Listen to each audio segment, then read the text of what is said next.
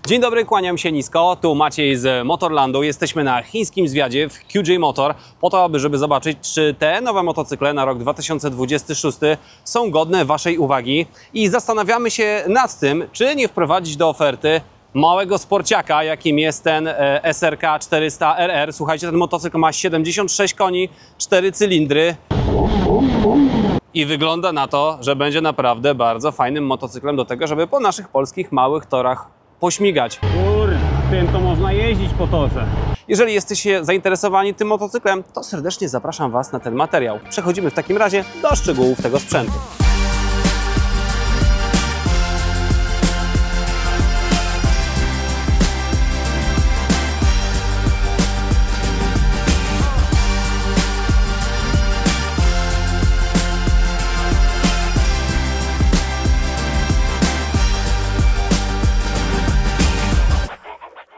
No to zaczniemy, moi piękni, od wyglądu. Cała ta nowa seria motocykli została zaprojektowana przy udziale biura projektowego MV Agusty, dlatego że człowiek, który się stamtąd zwolnił, odszedł, czy też go zwolnili, nie znam oczywiście całej tej historii, założył własne biuro projektowe i QJ Motor postanowił skorzystać z jego pomocy i muszę przyznać, że motocykle, przy których projektowaniu brał udział, wyglądają naprawdę nieźle i świeżo. Więc tak zaczynając od stylu, tutaj listwa LEDowa, soczewki, wszystko naprawdę świetnie wygląda, ładnie koresponduje. Jest to oczywiście sporciak na małe tory o pojemności 421 dokładnie, więc wszystko jest zabudowane. Dobra, przymierzamy się do tej 400 eleganckiej. O. Sportowa pozycja, ale brzmi jak czwórka. Oj, siedzi się jak na tym. Dobra, patrzymy, jak to działa.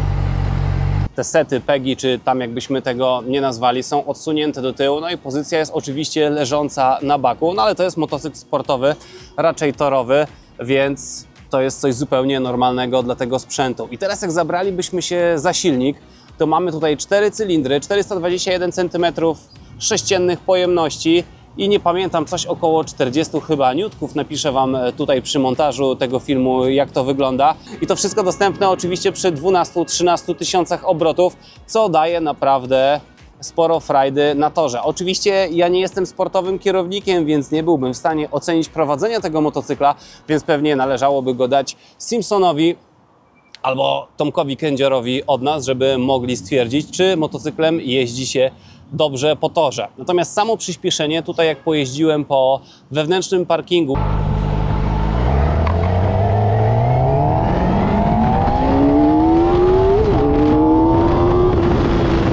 biorąc pod uwagę głównego konkurenta dla tego motocykla na polskim rynku, czyli Kawasaki 400, no to jest motocykl dość konserwatywny, nie wyróżnia się specjalnie niczym wielkim, no to ten przynajmniej designem, moim zdaniem, bije go na głowę. Ma super brzmienie.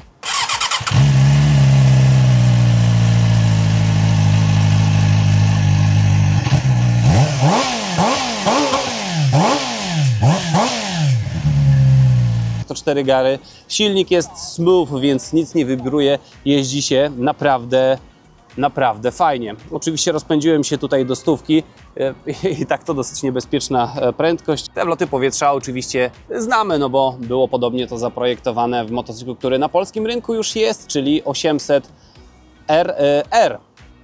Przechodząc teraz do boczku, no to te plastiki, słuchajcie, naprawdę całkiem nie najgorzej to wszystko popasowane. No może trochę trzeszczy minimalnie, no ale wiadomo, to kupa plastiku, która ma odganiać wiatr i powodować mniejsze opory powietrza. No jest to sportowy sprzęt na tor, więc tutaj chyba nie trzeba jakoś specjalnie przykładać do tego uwagi, no ale to sami stwierdzicie, czy Wam się to podoba, czy nie. Tak jak powiedziałem, pozycja dość mocno odchylona do tyłu. Jeśli chodzi o hamulce, no to dwie duże tarcze. Oczywiście cały zestaw Brembo, jak to w maszynach, które mają sporo mocy od QJ Motor. Zawias również odwrócony, widelec Marzocchi z pełną regulacją.